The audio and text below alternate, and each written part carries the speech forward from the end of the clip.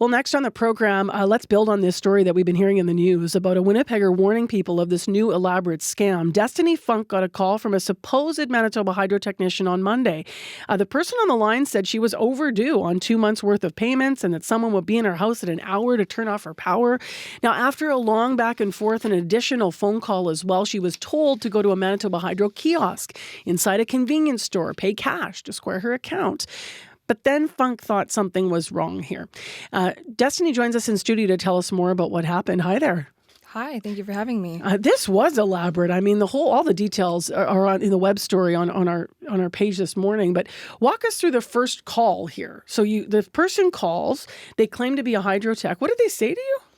Yeah, so I picked up my phone at like 1:30 p.m. They were actually leaving a voicemail, and iPhone has this new function where it dictates out what the person's saying on your voicemail. So it types it out. So you could see it? I could see it, yeah. Mm-hmm. So I picked it up midway because I saw, hi, this is so-and-so from Manitoba Hydro. I have a work order for service disconnection due to unpaid bills. So I pick it up right away because I'm like, what the heck? And I'm like, hi, hello. And they're like, hi, is this Destiny at insert my home address? And I was, yes. And they said, yeah, we have a work order to come disconnect services because of like your account being in arrears. So they had your name, they had your home address, they had your phone. Yeah. I know that right away you knew something there was off because you, like many Manitobans, pay automatically through your account every month, right? Exactly, yeah, through pre-authorized payments, yeah. And so you got transferred eventually to the second person who called themselves John. What was that conversation like?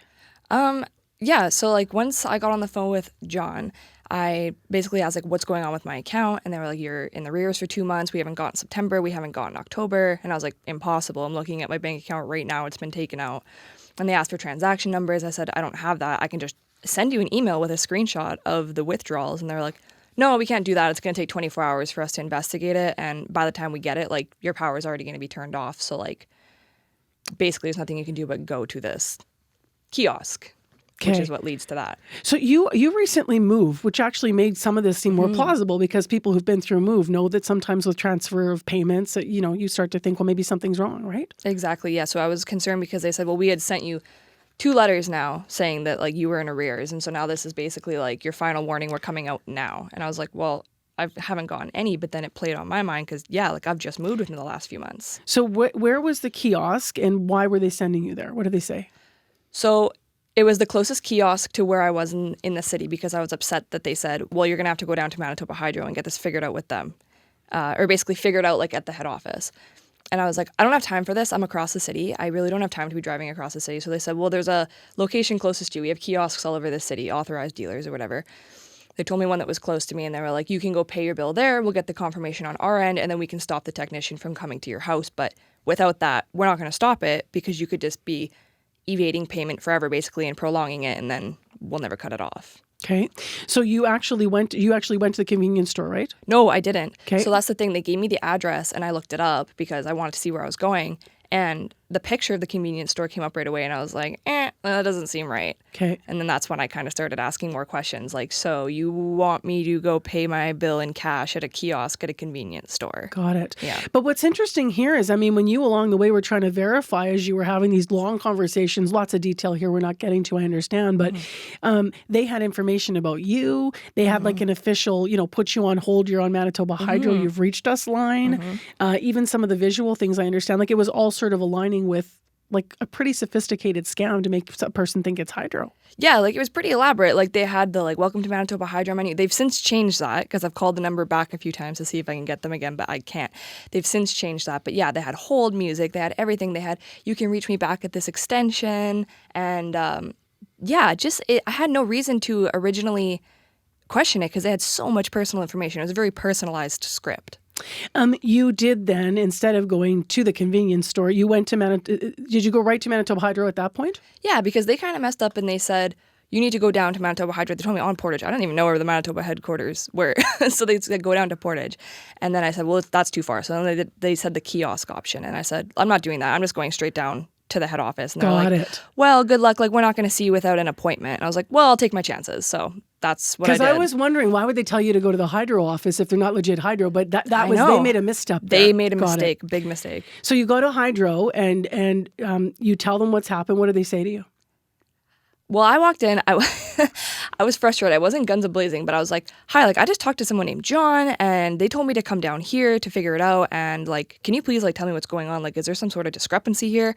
And the guy at the counter was immediately just, like, complete different vibe than this John guy on the phone. He was like, oh, yeah, like, it sounds like they're getting pretty elaborate. And I was like, wait a minute. Like, are you telling me this is fake? Like, it was such a, like, jaw-dropping moment because I basically, aside from the whole cash to the convenience store aspect, I was, like, not under the impression at all that this was fake. I felt like it was dodgy, but it was not fake. Yeah. Yeah. You went to police as well. What did they say?